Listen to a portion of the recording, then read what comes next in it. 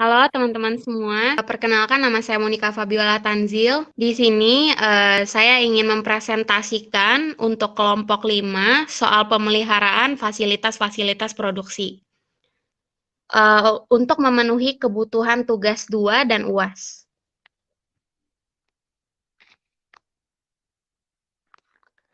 Definisi pemeliharaan atau maintenance menurut M.S. Seward dan J.S. Narang 2001 dalam bukunya Production Management.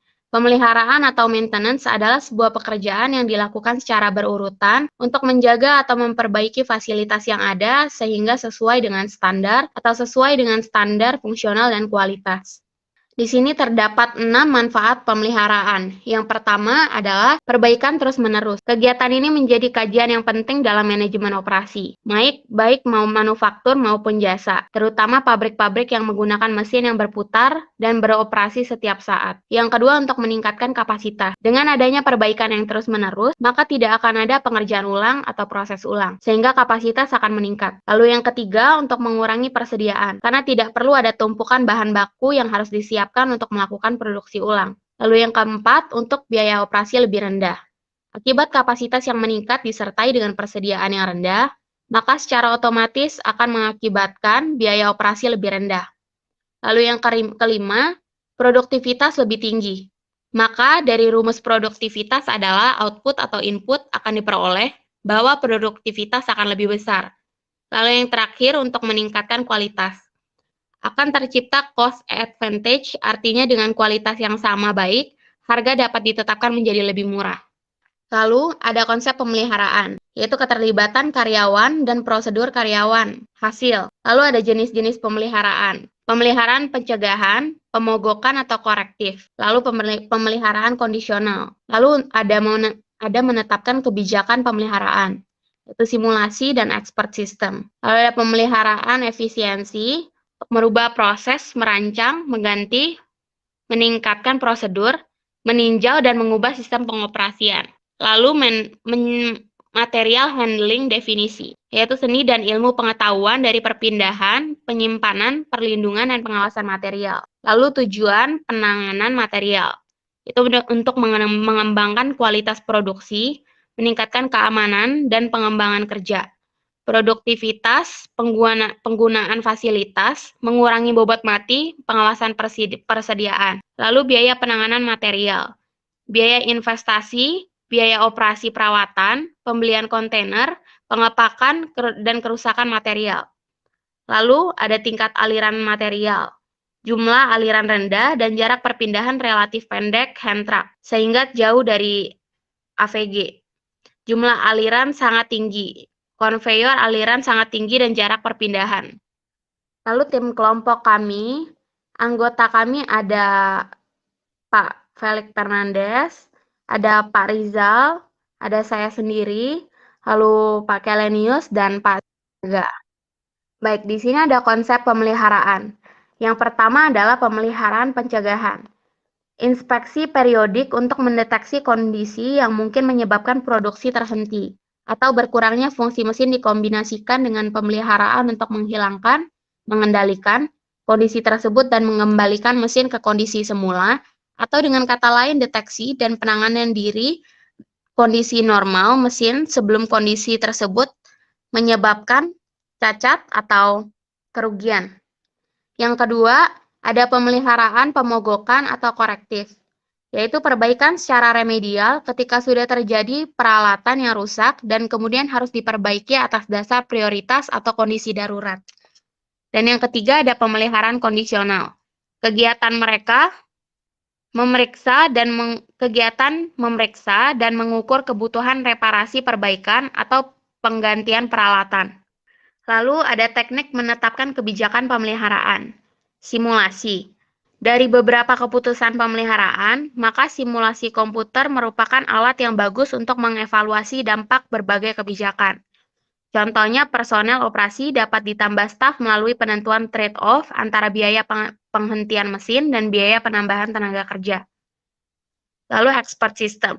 Manajer operasi dapat menggunakan expert system seperti program komputer untuk membantu staf dalam mengisolasi dan memperbaiki variasi kesalahan dan kerusakan mesin serta peralatan.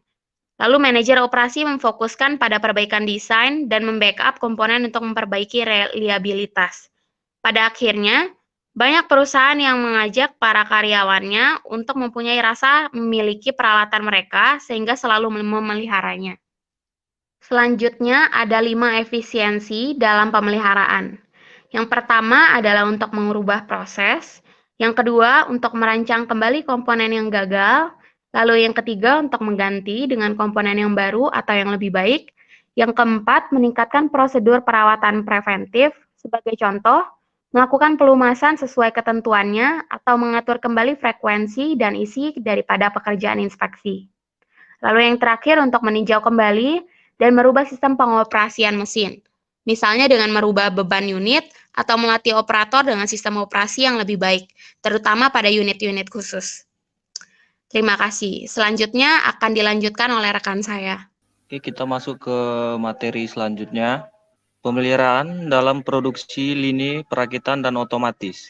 Produksi lini perakitan mempunyai karakteristik penting, yaitu semua beroperasi semuanya menganggur karena itu pemeliharaan preventif menjadi sangat penting. Kemudian pemeliharaan preventif harus mulai dengan menerapkan konsep kemudahan dipelihara pada desain mesin dan peralatan. Kemudahan dipelihara atau maintainability adalah berkenaan dengan perancangan mesin-mesin yang akan bebas kerusakan dan mudah dipelihara. Yang terakhir, dalam lini produksi, mekanik mesin seharusnya selalu siap dekat mesin untuk menangani kerusakan-kerusakan. Kita masuk ke materi selanjutnya, yaitu sentralisasi versus desentralisasi. Pabrik-pabrik besar biasanya tersebar luas, sehingga memakan waktu lama bagi para karyawan pemeliharaan untuk berpindah dari suatu tempat ke tempat lain. Para manajer pabrik-pabrik seperti ini harus memutuskan apakah dilakukan pemeliharaan secara terpusat atau tersebar, atau mana yang harus dilakukan oleh pusat dan mana yang harus disentralisasi. Materi selanjutnya yaitu material handling.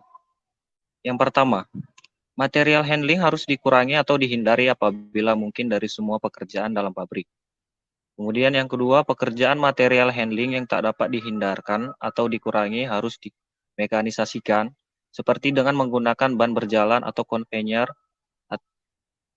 atau forklift.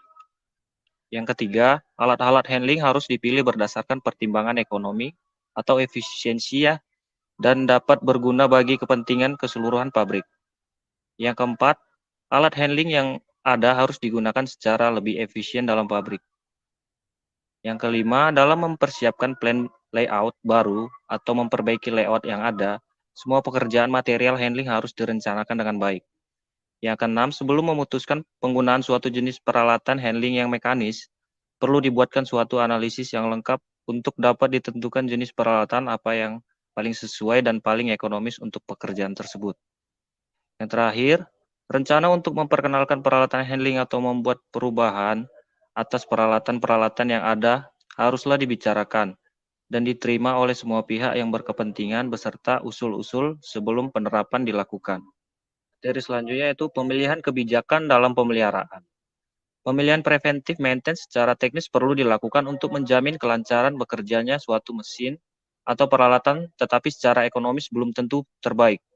Pemilihan kebijakan dalam pemeliharaan perlu memperhatikan yang pertama, jumlah biaya yang terjadi, yang kedua, penentuan apakah mesin atau peralatan merupakan strategic point atau critical unit.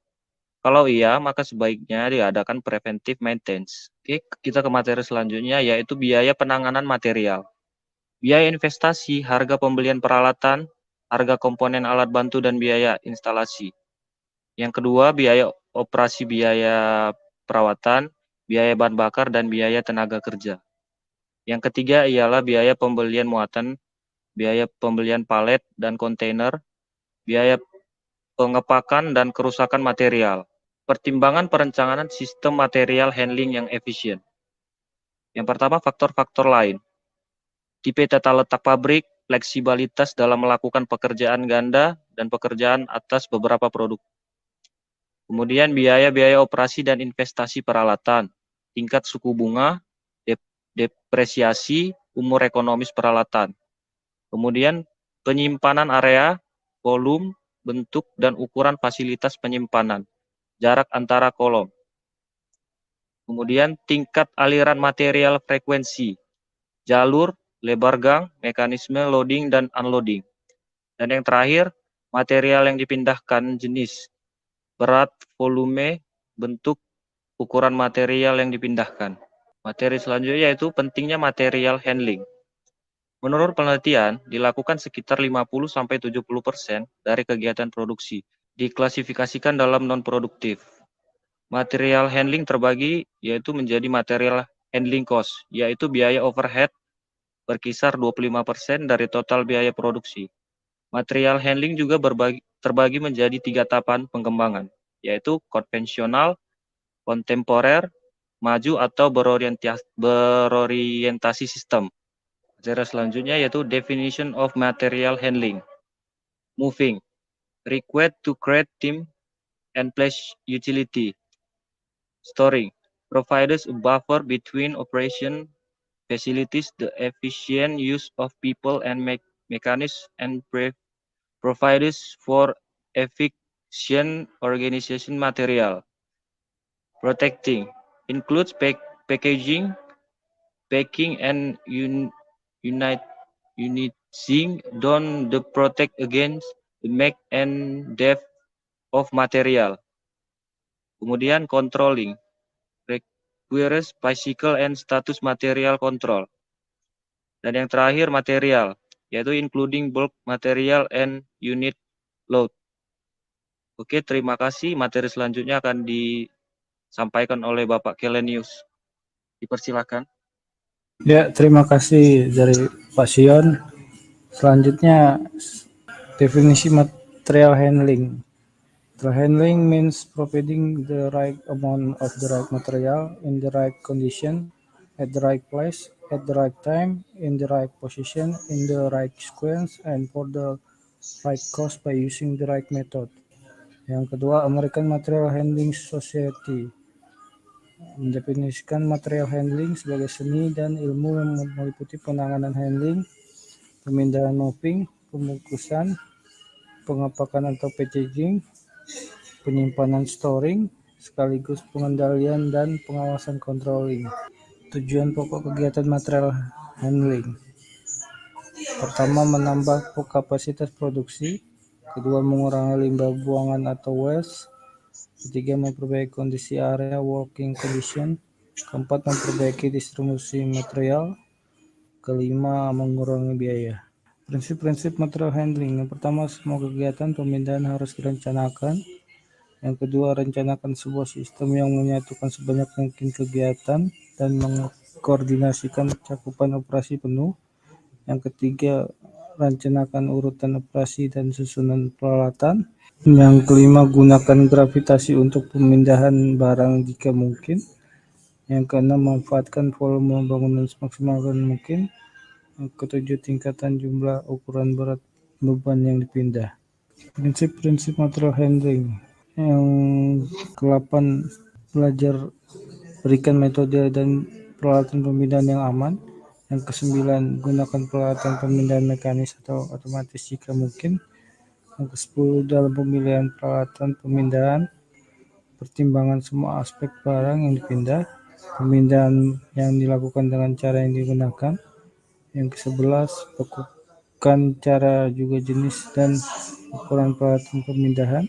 Yang ke-12, gunakan cara dan peralatan yang dapat melaksanakan berbagai pekerjaan dan berbagai penerapan. Yang ke-13, minimumkan perbandingan bobot mata peralatan yang bergerak terhadap beban muatan. Yang ke-14, peralatan dirancang untuk mengangkut harus tetap bergerak.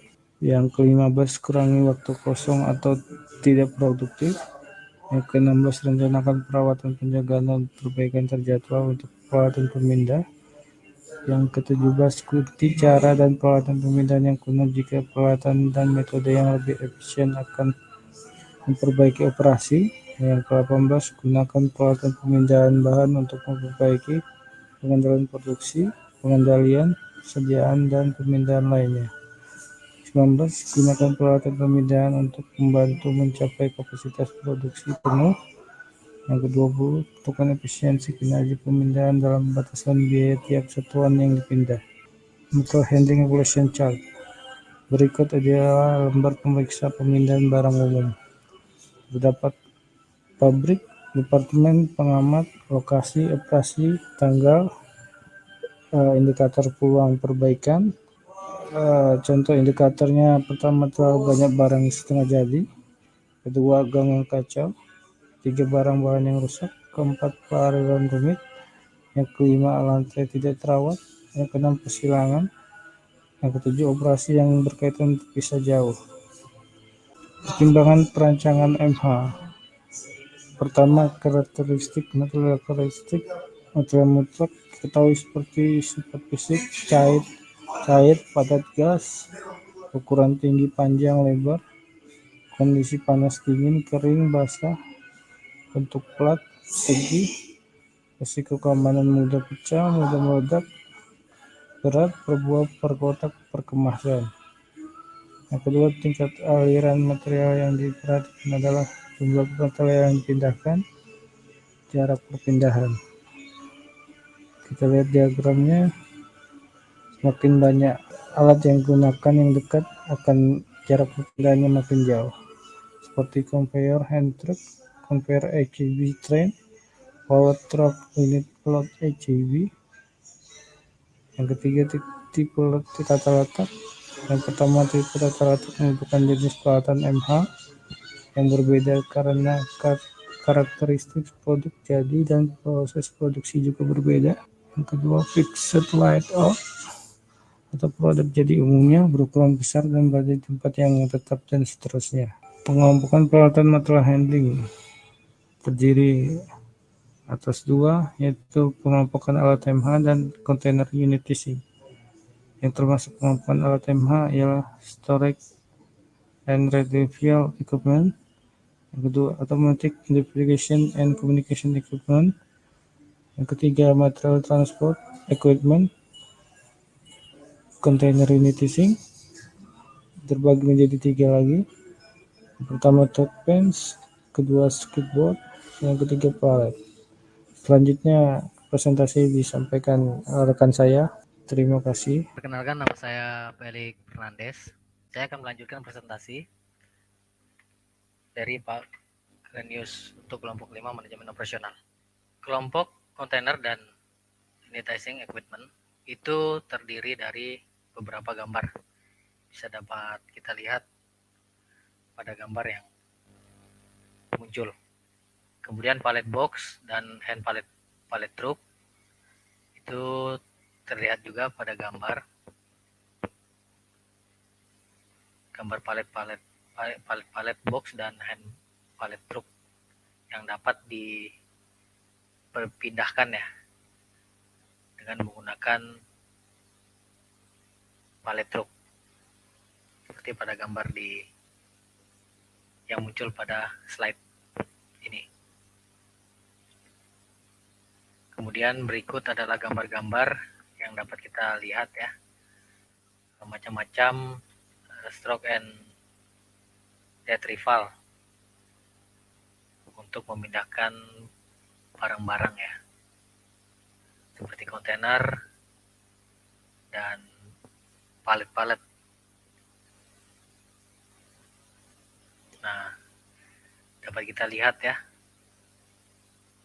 AGV atau roll lift forklift ini kita bisa lihat pada gambar yang bagian atas ini adalah powered truck unit load AGV ya sejenis kren juga ya, kren untuk mengangkat box yang berukuran besar ya. Kemudian ada trailer trans automatic bidet, biasanya vessel ini ada di pelabuhan kontainer ya,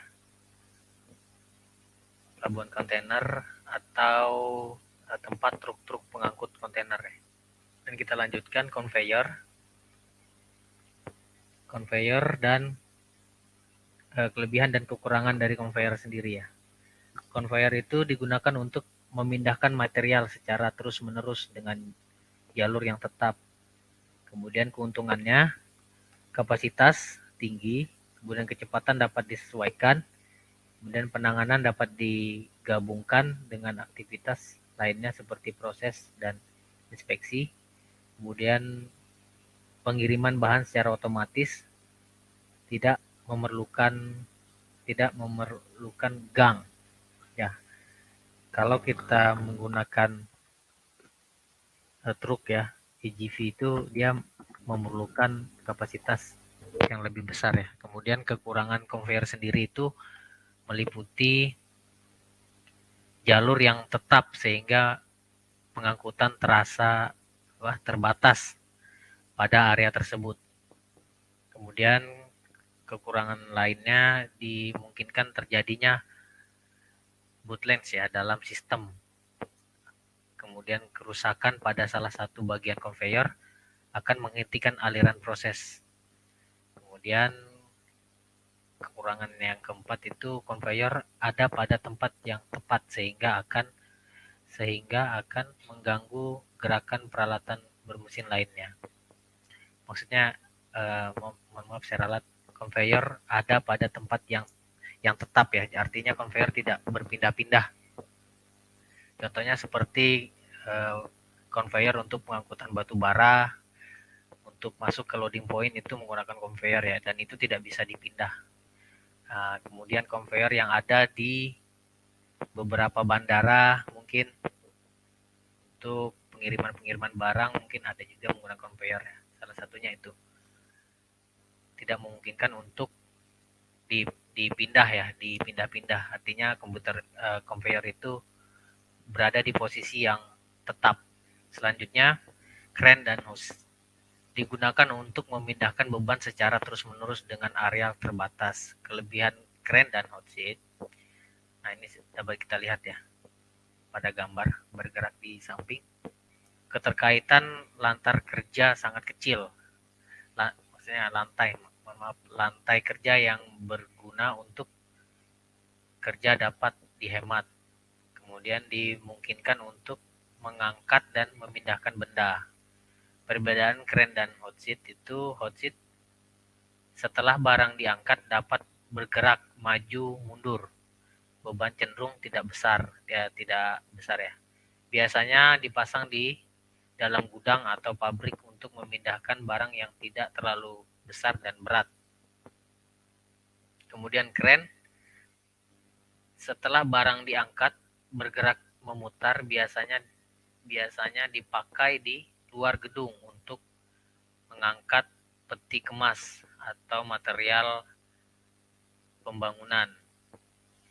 Kelemahan dari crane dan hot seat itu membutuhkan investasi yang besar, kemudian pelayanan terbatas pada area yang ada, kemudian crane hanya bergerak pada area garis lurus dan tidak dapat dibuat berputar atau berbelok tajam.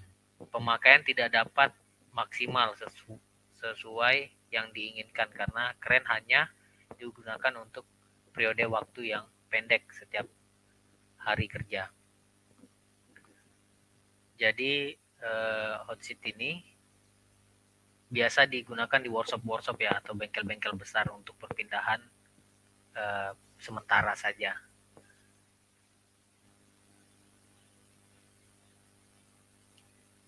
Selanjutnya, truk. Ya seperti yang kita bahas sebelumnya ya. Jadi truk sendiri itu terdapat beberapa jenis alat angkut. Salah satunya forklift, kemudian ada hand truck, kemudian fork truck, trailer trans, automatic with dan diesel AGV dan lain-lain. AGV itu maksud saya AGV adalah automatic with diesel ya, AGV. Perpindahan tidak menggunakan jalur yang tetap, jadi dia bebas ya, bisa digunakan di luar gedung atau di dalam gedung. Cuma bentuk kekuatan yang berbeda ya. Kalau hand truck dia hanya menggunakan kekuatan manusia. tapi kalau AGV dia bisa menggunakan alat berat ya. Kemudian mampu untuk loading, unloading, dan mengangkat kecuali memindahkan material ya. Memindahkan material. Gerakan tidak terbatas, memungkinkan untuk melayani tempat yang berbeda. Kemudian truk dapat mencapai tingkat pemakaian yang tinggi. Oke, baik, kita lanjutkan ke slide berikutnya, yaitu kelemahan truk ya, atau apa biasa disebut kren truk ya. Itu tidak mampu menangani beban yang berat. Dia hanya terbatas oleh bobot pengangkutan yang sesuai dengan standar yang ditentukan oleh pabrikasi dari kren truk sendiri. Kemudian mempunyai kapasitas yang terbatas setiap pengangkutannya. Dia tidak bisa mengangkut beban yang lebih besar dari kren itu sendiri ya. Kemudian memerlukan gang. Jadi dia tidak bisa berjalan di tempat yang sempit. Kemudian sebagian besar truk harus dijalankan oleh operator. Nah, jadi kebanyakan keren-keren yang ada itu masih menggunakan operator ya, beda dengan conveyor tadi ya. Conveyor dia murni menggunakan alat dan peralatan dari mesin. Kemudian truk tidak bisa melakukan tugas ganda atau gabungan, yaitu proses dan inspeksi seperti peralatan lainnya. Kemudian material handling dan planning sheet. Nah, variabel biaya perhitungan material handling. Nah, MHPS itu terbagi menjadi beberapa bagian. Dapat kita lihat pada gambar, itu diantaranya ada total waktu perpindahan, kemudian biaya perpindahan, waktu perpindahan, luas, asal luas, tujuan, jalan yang dipindahkan, jenis alat MH, frekuensi. Nah, MHPS sendiri itu adalah tabel yang digunakan untuk menghitung besarnya biaya penanganan atau perpindahan material berdasarkan peralatan material handling yang digunakan. Kemudian untuk material handling yang berjalan atau mobile diperlukan perhitungan waktu bongkar muat barang, load dan unloading time, kecepatan rata-rata dan efektivitas serta jumlah peralatan material handling yang tersedia.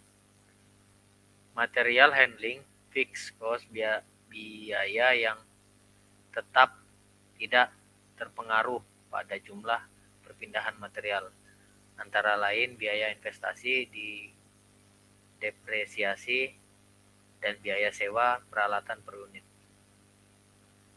Variable cost, biaya yang besarnya tergantung pada jumlah perpindahan material seperti biaya listrik, bahan bakar, perawatan, dan upah operator. Berikut adalah contoh perhitungan dan solusi. Sebuah alat angkut forklift dibeli dengan harga 50 juta. Diharapkan umur ekonomis 5 tahun. Biaya bahan bakar adalah 20.000 per 8 jam. Sedangkan biaya perawatan sebesar 5.000 per jam. Jika forklift berjalan rata-rata 5.000 meter per hari, tentukan biaya per 1 jarak meter. Dengan anggapan bahwa alat angkut beroperasi 300 hari per tahun dan upah operator adalah 10.000 per jam. Solusinya adalah menentukan depresiasi dengan menggunakan depresiasi garis lurus ya. Seperti kita lihat pada gambar itu 50 juta dikali 1 tahun, kemudian dikali 1 hari, dibagi 5 tahun, dikali 300 hari, dikali 8 jam. Nah, didapatlah total 4.166 per jam. Kemudian jarak pengangkutan tiap jamnya itu kita bisa dapat dari perhitungan 5.000 meter per hari dikali 1 hari, kemudian dibagi 8 jam sama dengan 1.875 meter per jam. Jarak pengangkutan tiap jam yang didapatnya. Kemudian total biaya sama dengan biaya perawatan ditambah bahan bakar, ditambah depresiasi, ditambah operator. Yaitu pengeluarannya ya. Contohnya seperti pada gambar 5.000 ditambah 20.000 per jam ditambah 4.166. Ini 4.166 ini kita dapat dari atas ya. Dari penggunaan depresiasi garis lurusnya ditambah 10.000 sama dengan 21.666 per jam. Ongkos material handling itu didapat 21.666 per jam dibagi 1.875 meter per jam didapat 11,55 per meter, 11 rupiah, 55. Dapat kita lihat ya, gambar itu ada dikelompokkan 7 departemen ya, yaitu 1, 2, 3, 4, 5, dan 7. Industri ini akan memproduksi 4 jenis produksi yang berbeda, yaitu A, B, C, dan D dengan urutan proses sebagai berikut. Nah, dapat kita lihat inilah proses pemenuhan A, B, C, kemudian D. Diberikan data untuk jenis-jenis peralatan, kapasitas angkut, dan biaya per meter. Pemindahan bahan material handling sebagai berikut. Alat material handling itu dicontohkan seperti X, Y, dan Z ya. Kemudian ada kriteria berat beban dan biaya perpindahan. Nah, berat produk A seberat 2 kilo. Berat produk B 2 kali berat produk A. Kemudian berat produk C setengah dari berat produk A. Dan berat produk D 3 kali berat produk C. Jumlah produk yang dihasilkan per hari untuk setiap produk A, B, C, dan C adalah 200 unit, 150 unit, dan 300 unit, dan 250 unit. Berdasarkan urutan mesin di atas, dihitung besar efisiensinya. Kemudian ini adalah diminta untuk membuat MHPS dan hitunglah total biaya pemindahan bahan. Berat produksi yang dipindahkan per hari A, B, C, dan D itu urutannya 1, 2, 4, 5, 7 dengan jumlah per hari 200, berat per produk 2 kilo, dan berat per hari 400. Kita dapat lihat pada gambarnya. Kemudian perhitungan total biaya perpindahan itu dari angka, kemudian dari pertama ke kedua, dan pertama ke ketiga, pertama ke empat, itu masing-masing mendapatkan bobot berat sekitar 400, 300, dan 600, dan seterusnya ya. Total kilo yang dia dapatkan adalah 400 dan seterusnya. Kemudian jarak meter. Nah, ini adalah alat Y, Z, dan X. Nah, ini ditandai dengan warna merah ya, berarti terdapat alat X itu frekuensinya berbeda. Kemudian ada F dikali jarak. Nah, ini adalah F dikali jarak ya. Kemudian biaya per meter, total biaya dalam rupiah. Nah, jadi dari keseluruhan A, B, C, dan D tadi itu totalnya adalah 48.250. Ini adalah kondisi lain. Nah, ini dapat kita lihat kondisi-kondisi lain untuk perhitungannya. Dari luas area, kemudian peralatan material handling yang dapat digunakan, kemudian tenaga manusia bila berat total BT lebih kecil daripada biaya 10 kilo biaya per meter jarak pindah hand truck bila 10 kilo lebih kecil dari BT atau BT lebih kecil dari 200 kilo biaya. 500 per meter jarak pindah. Forklift bila 200 kg BT lebih kecil daripada 800 kg biaya, 25 per meter jarak pindah, dan seterusnya. Nah, dari presentasi kami kelompok 5 pada hari ini dapat kami simpulkan dari summary note berikut. Di antaranya adalah pemeliharaan fasilitas. Kemudian tujuan pemeliharaan fasilitas itu terdapat istilah yang mengidentifikasikan berbagai tugas dan strategi yang diperlukan untuk mempertahankan operasi yang sedang berlangsung dan fasilitas bisnis. Kemudian ada tujuannya untuk memastikan bahan proses manufaktur efisien dalam hal penggunaan sumber daya. Kemudian untuk mencapai tujuan ini, itu pemeliharaan fasilitas seringkali membahas masalah yang melibatkan pabrik fisik serta pengoperasian dan pemeliharaan mesin yang merupakan kunci proses produksi. Kemudian yang berikutnya, dalam hal pemeliharaan sendiri, pemeliharaan gedung, tugas pemeliharaan fasilitas berfokus untuk memastikan bahwa gedung itu sendiri sesuai dengan kode bangunan setempat dan persyaratan keselamatan. Inspeksi berkala dilakukan untuk memastikan perkabelan dan pipa ledeng berfungsi dengan baik, lantai kokoh dan rata, atap stabil dan kuat, dan dinding struktur mempertahankan integritasnya. Kemudian summary note yang telah kami rangkum berikutnya adalah banyaknya bisnis melakukan pemeriksaan internal mereka sendiri sehingga memungkinkan untuk penggantian kekurangan apapun sebelum inspeksi resmi oleh personel kota dilakukan.